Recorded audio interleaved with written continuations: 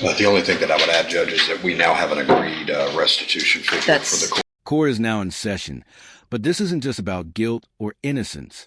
This case is about money, consequences, and how fast a second chance can disappear.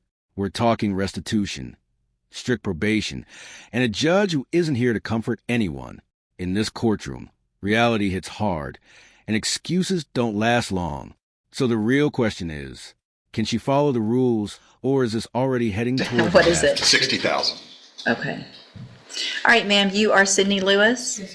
And Ms. Lewis was previously here in cause number 24, DCCR 1905, entered a plea of guilty to the third-degree felony offense of theft of property. I've received the pre-sentence report. Have you both had an opportunity to review that report? The defense has, Your Honor. We have no objections. Yes, Judge. And Mr. Smith, any objections or corrections? No, Judge. All right, ma'am, I'm going to find that you entered your plea of guilty freely and voluntarily. Find sufficient evidence to find you guilty. However, I'm going to follow the agreement that you made with the district attorney and defer all proceedings. Now, this is where things get serious. The judge grants deferred adjudication, and that's a big deal. No felony conviction for now. It's the court saying, we're giving you a chance, don't waste it. But make no mistake, this isn't freedom.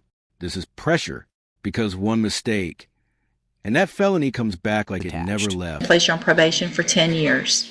You are ordered to follow all of the rules and conditions of probation, and that includes paying back the restitution of $60,000.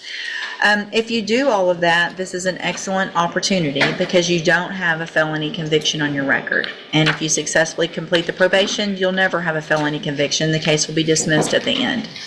The other side of that, though, is if you violate any condition of probation, you could be brought back into court, you could be found guilty of the offense, and you could go to prison for anywhere. Did you catch that? 2 to 10 years in prison, hanging over her head every single day. This is what probation really looks like. Not freedom, but a countdown.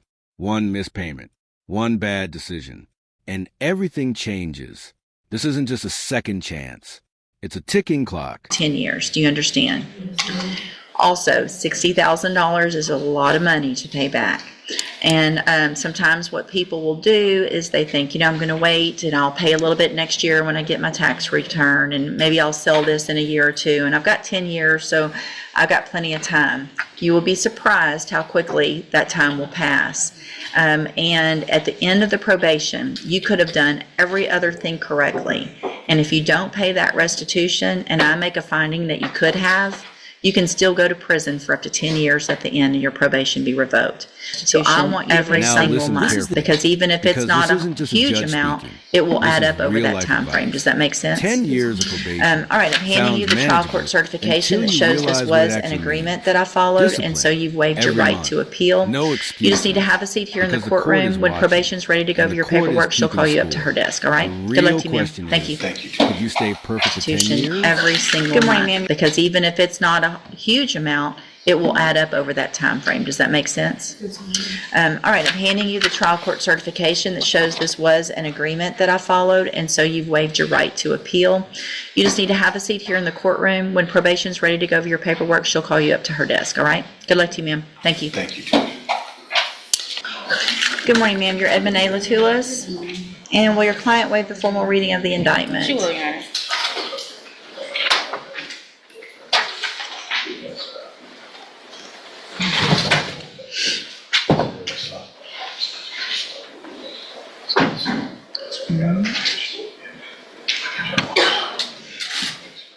Ms. Latulis, in cause number 24, DCCR 2057, you're charged with the state jail felony offense of abandoning or endangering a child, and that is from June 14th of 2024. And how do you plead to that charge?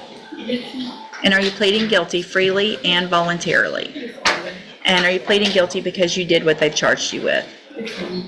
I have here on the tablet some documents that have your signature on them that the state has marked as exhibit number 1.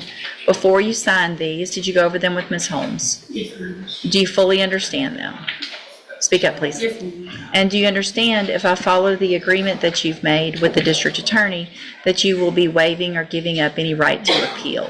Yes, ma'am. And it looks like the agreement that you've reached is for a 5-year deferred adjudicated probation, there would be a $300 fine. You would be required to follow all of the rules and conditions of probation, including any referrals for any type of emotional support or counseling that you need. Is that your understanding? Yes, ma'am. Do you also understand, if you're not a U.S. citizen, that a plea of guilty or no contest may result in your deportation? Mr. Frazier, can you hold it down, please?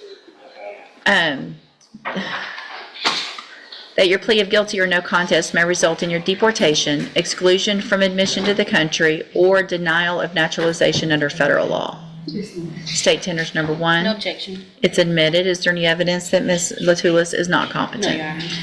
And Judge, do we need to get a PSI just so we know what all needs to, I think so too. All right, ma'am, so I'm going to find that you entered your plea of guilty freely and voluntarily.